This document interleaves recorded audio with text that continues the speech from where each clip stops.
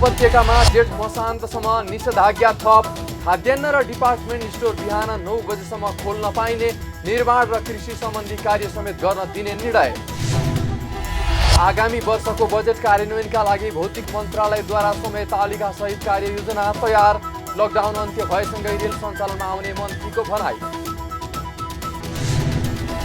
र लगातार 2 दिन राजताम्य भएको शेयर बजारमा बुधबार भने करिब 56 अङ्कको हरियाली। 1 दर्जन कम्पनीको शेयर मूल्यमा सकारात्मक सर्किट।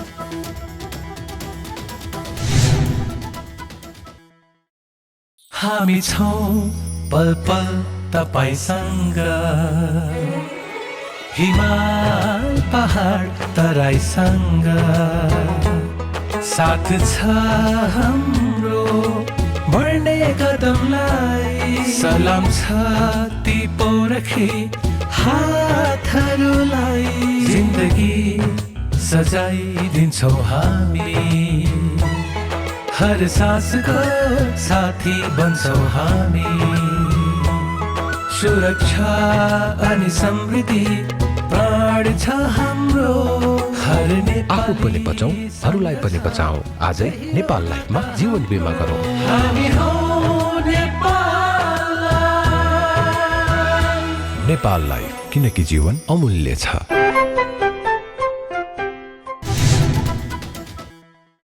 नमस्कार, कारोबार समाचारमा स्वागत छ। अब समाचार विस्तारमा।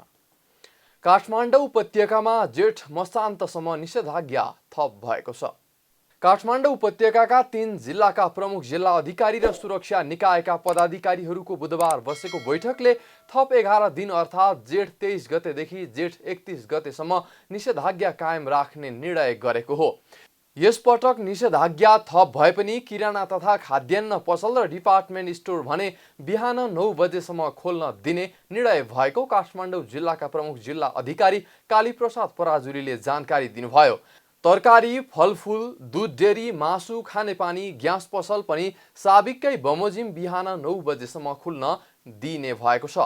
तोकिएको तरकारी बजार बाहेक अन्य सार्वजनिक स्थलमा तरकारी तथा फलफुल बिक्री गर्न भने रोक लगाइएको छ।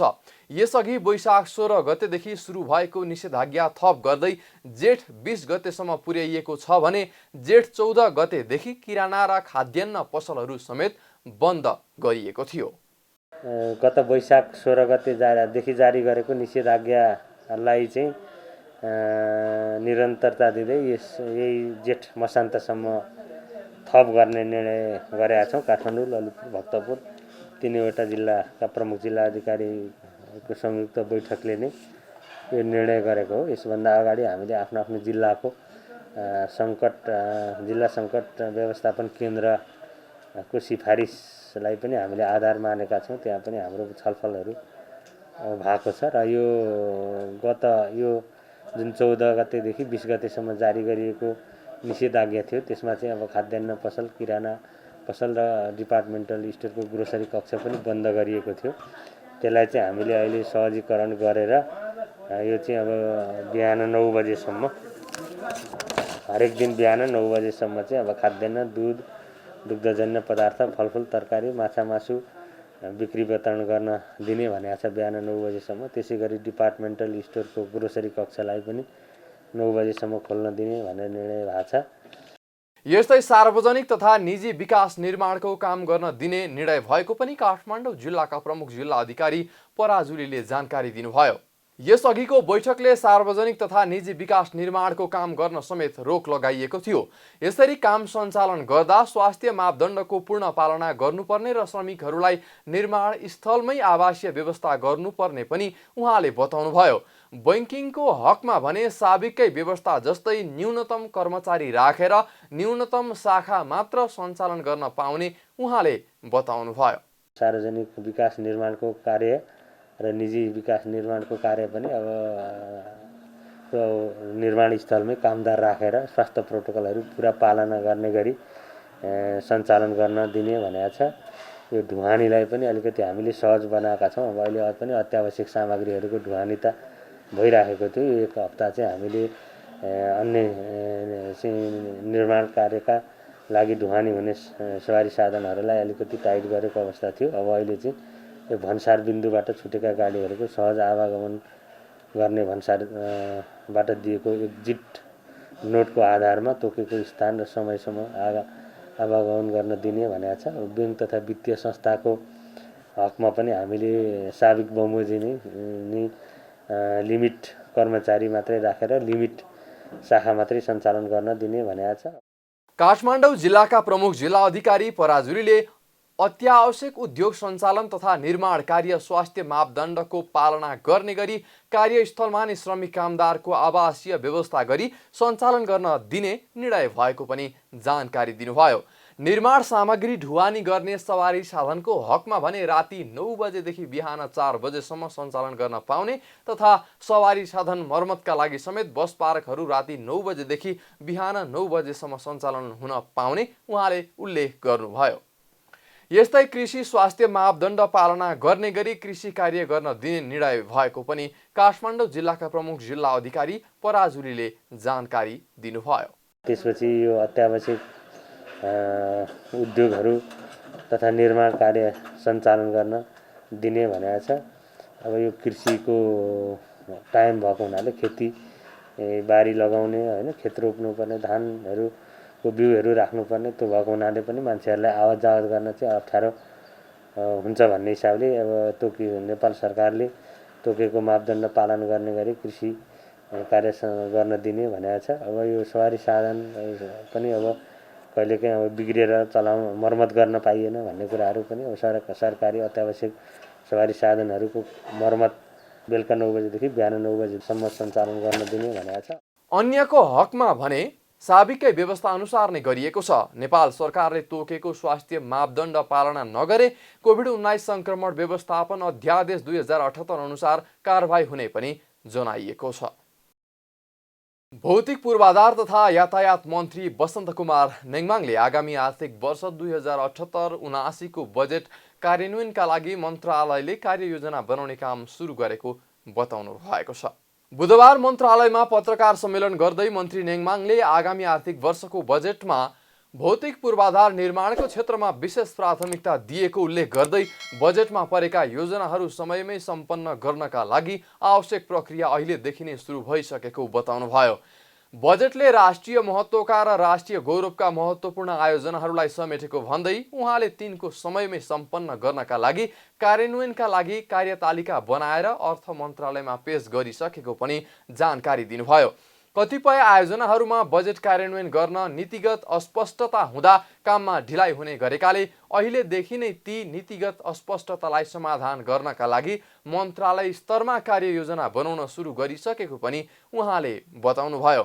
त्यस्तै ठूला आयोजनाको खरिद प्रक्रिया ढिलो हुँदा निर्माणका काममा ढिलाइ हुने गरेकाले आगामी आर्थिक वर्षबाट सुरु हुने विकास निर्माणका कामका लागि भने चालु आर्थिक वर्षको बाँकी समयबाट नै तयारी सुरु गर्न निर्देशन दिएको मन्त्री नेङमाङले बताउनुभयो। बजेट कार्यान्वयन गर्ने योजनाहरू तर्जुमा गरेपछि कार्यान्वयन गर्ने सन्दर्भमा कतिपय कुराहरू नीतिगत अस्पष्टता हुने, कतिपय कुराहरू कार्यविधिहरू नबनिसक्ने र हाम्रो यो प्रशासनिक झन्झटले गर्दा पनि कार्यान्वयनमा केही ढिलाइ हुने गर्थ्यो।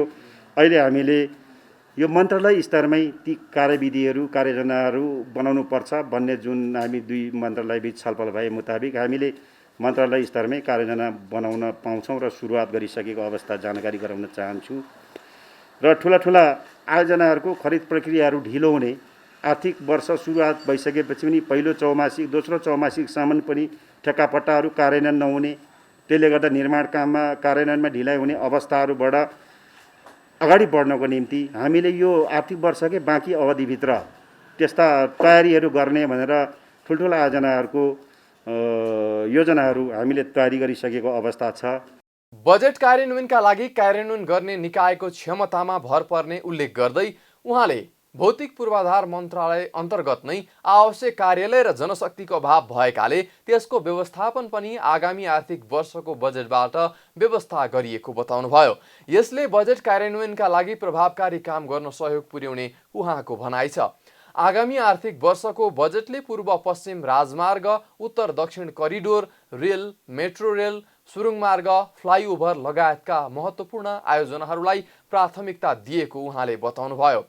पूर्व पश्चिम राजमार्ग, पुष्पलाल राजमार्ग, मदन भण्डारी राजमार्ग, हुलाकी राजमार्गमा निर्माण तथा स्तरोन्नतिका लागि आवश्यक बजेट विनियोजन गरिएको उहाँले जानकारी दिनुभयो। त्यस्तै प्रदेश राजधानी जोड्ने राजमार्गका लागि पनि बजेट विनियोजन गरिएको उहाँले स्पष्ट पार्नुभयो। खास गरेर हाम्रो मेरुदण्डको रूपमा रहेको पूर्व पश्चिम राजमार्गहरूलाई विशेष त फोकसिङ गरेका छौँ यसपालिको कार्यक्रमहरूमा। राष्ट्रिय महत्त्वका आयोजनाहरू, राष्ट्रिय गौरवका आयोजनाहरू र खास गरेर उत्तर दक्षिण भारतको सिमानादेखि माथि तिब्बतको सिमानासम्म जोडिने उत्तर दक्षिण कोरिडोरहरूलाई अलिक व्यवस्थित ढङ्गले अगाडि जानुपर्छ द्रुत गति दिएर भन्ने कुरालाई फोकसिङ गरेको छ। हामीले नयाँ नयाँ आयोजनाहरू अघि सचिवजीले भन्नुभयो, हामीले जो विगत वर्षदेखि आफ्ना नीति र कार्यक्रममा एउटा अगाडि दीर्घकालीन रूपमा लानको निम्ति सुरुवात गरेका छौँ। रेल, मेट्रो रेल देखि लिएर सुरुङ मार्गहरूदेखि लिएर फ्लाइओभरदेखि लिएर तिनीहरूलाई पनि निश्चित ढङ्गले बजेटले नै राम्ररी हामीले सम्बोधन गरेर अगाडि बढाउँदै गरेको अवस्था छ। हाम्रो राष्ट्रिय गौरवका आयोजनाको यो पुष्पलाल राजमार्ग जुन निर्माण हामीले सुरुवात गरेका छौँ, सधैँ आर्थिक वर्ष 79-80मा सम्पन्न गर्ने लक्ष्यसहित अगाडि बढेका छौँ। यो यत्रो कोभिडको बावजुद पनि हामीले यसलाई निरन्तरता दिएर लगभग झन्डै 10 अरब जति बजेट हामीले विनियोजन गरेका छौँ र हामी यो लक्ष्य प्राप्ति गर्नलाई फेरि पनि अगाडि बढ्नलाई आवश्यकीय रकमहरू विनियोजन गरेका छौँ। त्यसदेखि बाहेक मदन भण्डारी राजमार्गको रूपमा हाम्रो काँकरभिट्टा शान्तिनगरदेखि सुरुवात भएको छ, जुन चाहिँ एउटा खण्ड निर्माण हुनु बाँकी छ, हामी निर्माणमा जाँदैछौँ। धरानदेखि लिएर त तपाईँको चाहिँ अब धरानदेखि काँकरभिट्टाको खण्डहरूको ठेक्कापट्टा व्यवस्थापनको निम्ति पर्याप्त पैसाहरू राखिएको छ। त्यसदेखि बाहेक धरानदेखि यता हुँदै हेटवडासम्मको निर्माण सम्पन्न हुन लागेको अवस्था छ। भर्खरै हामीले यसको रेखाङ्कनलाई फाइनल गरेका छौँ र उता गुल्मीदेखि रिडी हुँदै सुर्खेत जाने बाटोको अलाइनमेन्ट पनि फिक्स गरिएको छ र त्यसको डिपिआर गरेर निर्माणको चरणमा जाने गरी त्यतापट्टि ट्र्याक ओपन गर्ने, यतातिरको पिच सम्पन्न गरिने गरी उल्लेख्य लगभग झन्डै 3.5 अरब जति बजेटको व्यवस्थापन यहाँनिर गरिएको छ। र अर्को महत्त्वपूर्ण बाटो भनेको हाम्रो हुलाकी राजमार्ग हो र हुलाकी राजमार्गमा पनि अब धेरै कामहरू अहिले द्रुतगतिको 3 वर्षमा धेरै तीव्रता ढङ्गले कामहरू भइराखेको छ।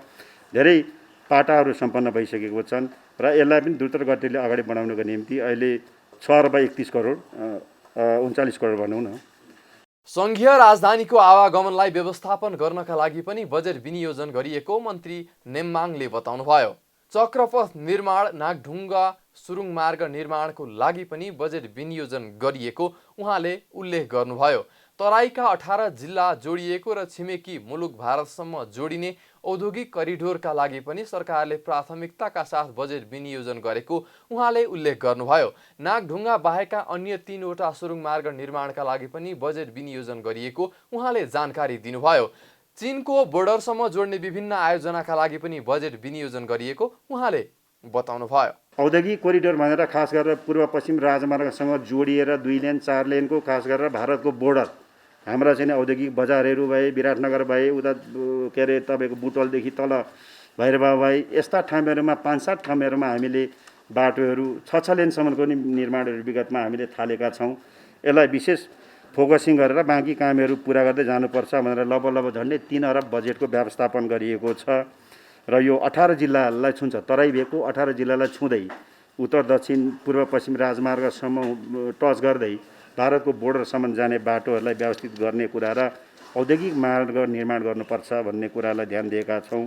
3वटा सुरुङ मार्ग निर्माण थालनी गर्छौँ भनेका छौँ। यो नाडुङ्गादेखि बाहेक एउटा टेन्डर भइसक्यो, लामाबगरको दोस्रो टेन्डरको प्रक्रियामा छ र सकेसम्म यो आर्थिक वर्षभित्र धरानदेखि लिएर उता जाने ल्याउती जाने पनि सुरुङ मार्गहरू हामीले निर्माण गर्ने भनेर अगाडि सारेका छौँ। झन्डै 2 अरब बजेटको व्यवस्थापन गरेका छौँ। खास गरेर उत्तर दक्षिण लोकमार्गहरूलाई साह्रै धेरै व्यवस्थित गरिएको छ। किन भन्दाखेरि हाम्रो पूर्वदेखि लिएर पश्चिमसम्म उत्तर दक्षिण लोकमार्ग बहुत महत्त्वपूर्ण, जनताको जीवनयापन, त्यहाँको आर्थिक गतिविधि, त्यहाँका उत्पादन, त्यहाँका कृषि उत्पादनदेखि लिएर बजार व्यवस्थापन र त्रिदेशीय सम्पर्क भारत, नेपाल र तिब्बत, चाइना भनौँ कोलाई महत्त्व राख्ने भएको हुनाले अलिक धेरै फोकसिङ हामीले यतापट्टि दिएको अवस्थाहरू छ। मन्त्री नेम्माङले 72वटा वैकल्पिक राजमार्ग बनाउनको निम्ति बजेटको व्यवस्था गरिएको पनि उल्लेख गर्नुभयो। जनकपुर जयनगर रेल सञ्चालनका लागि आवश्यक बजेट तथा कर्मचारीको व्यवस्थापन भइसकेको भन्दै उहाँले लकडाउनको अन्त्य भएसँगै रेल सञ्चालनमा आउने बताउनुभयो। आगामी आर्थिक वर्षमा 100 वटा विद्युतीय बस थप गरिने पनि उहाँले जानकारी दिनुभयो। कोभिड संक्रमण भएका व्यक्तिको उपचारको सेवामा जुटिरहेका स्वास्थ्य कर्मीहरूलाई सम्मान गर्न एक व्यावसायिक प्रतिष्ठान अगाडि आएको छ।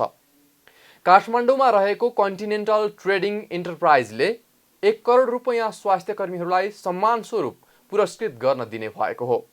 इन्टरप्राइजका अध्यक्ष सुरहिद घिमिरेले कोरोना संक्रमितको उपचार सेवामा खटिएका देशभरिका 100 जना स्वास्थ्य कर्मीलाई 1 लाख रुपैयाँको दरले सम्मान पुरस्कार दिन नगद सहयोग गर्ने बताउनुभयो।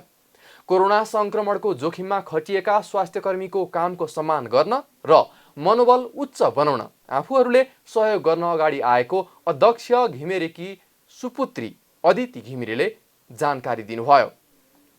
स्वास्थ्य कर्मीलाई छान्ने र पुरस्कृत गर्ने काम भने बारबारा फाउन्डेसनले गर्नेछ। यो मेडिकल फ्रन्टलाइनमा जसले चाहिँ बढी रिस्क लिएका छन् उनीहरूलाई नै रिवार्ड गर्ने काम हामी गर्दा कसो हुन्छ भनेर हामी घरमा चाहिँ सल्लाह गर्दाखेरिमा म चाहिँ यही गरौँ न त भनेर हामी चाहिँ यो गर्नेतिर लाग्यौँ। हामीले सेलेक्सनमा चाहिँ हामीहरू खासै धेरै इन्भल्भ नहुने र सेलेक्सन चाहिँ प्रोफेसनल टिमलाई मात्रै दिने, डाक्टर भगवान कोइरालाले लिड गर्नुभएको प्रोफेसनल टिमले गर्ने भन्ने छ। अनि प्राइज चाहिँ कसरी हामीले सोचेका थियौँ भनेदेखि उहाँलाई हामी सजेस्ट के गरेका छौँ भने लगभग 100 जनाले 1-1 लाख रुपियाँको दरले पाउन्, ताकि धेरै मान्छे धेरै रिच पुगोस्। किनभनेदेखि गाउँमा साना सामुदायिक अस्पतालहरू साना अस्पतालहरू धेरै छन्। त्यो धेरै अस्पताल भए हुनाले चाहिँ धेरै ठाउँमा यो पुरस्कार पुग्यो भनेदेखि भोलि अर्को गर्दाखेरिमा अझ बढी इन्करेजमेन्टको हिसाबले अरू मान्छे पनि सहभागिता हुन्छ भन्ने हिसाबले हामीले चाहिँ सकभर चाहिँ 100 जनालाई 1-1 लाख रुपियाँको दरले डिस्ट्रिब्युट गरिदिनुहोस् भन्ने हाम्रो सल्लाह छ। हेल्थ वर्करलाई नै किन भन्दाखेरि चाहिँ अब यत्रो पेन्डेमिक भइरहेछ, मान्छेहरू मरिरहेछन्। अब नर्सेसहरूलाई डक्टरहरूलाई नै हेर्नु हस्पिटल जाँदादेखि नै रहनु भएको छ होला।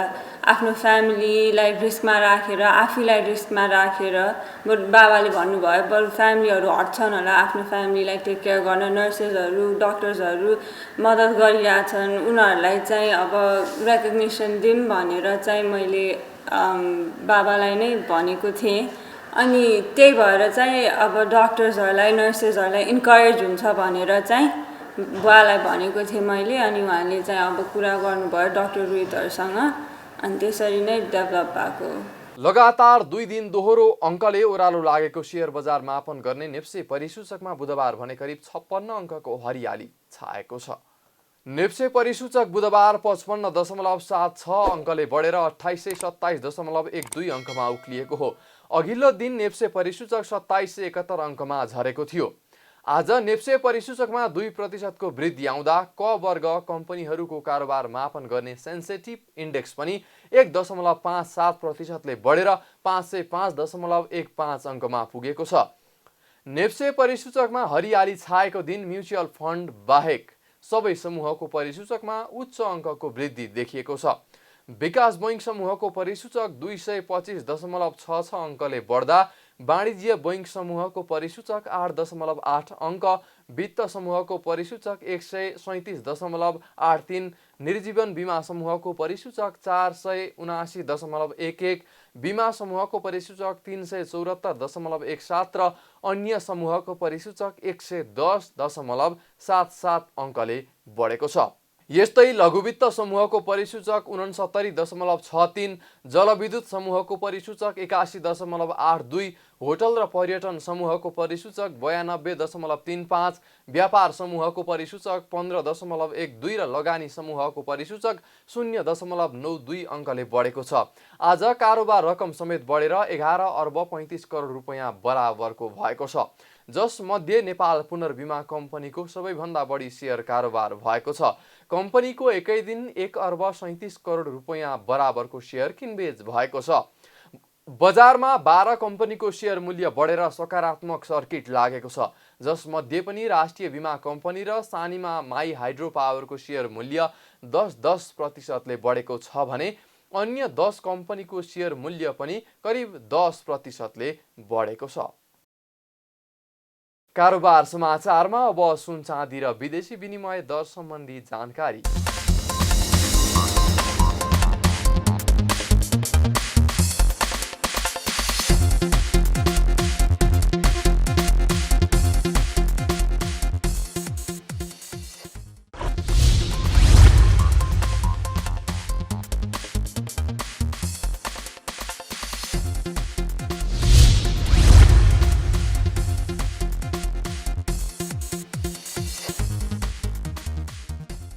बिदा हुनु अघि अहिलेसम्मका प्रमुख समाचार फेरि एकपटक। उपत्यकामा जेठ मसान्तसम्म निषेधाज्ञा थप। खाद्यान्न र डिपार्टमेन्ट स्टोर बिहान 9 बजेसम्म खोल्न पाइने, निर्माण र कृषि सम्बन्धी कार्य समेत गर्न दिने निर्णय। आगामी वर्षको बजेट कार्यान्वयनका लागि भौतिक मन्त्रालयद्वारा समय तालिका सहित कार्ययोजना तयार। लकडाउन अन्त्य भएसँगै रेल सञ्चालनमा आउने मन्त्रीको भनाई। र लगातार 2 दिन राताम्य भएको शेयर बजारमा बुधबार भने करिब 56 अङ्कको हरियाली। 1 दर्जन कम्पनीको शेयर मूल्यमा सकारात्मक सर्किट।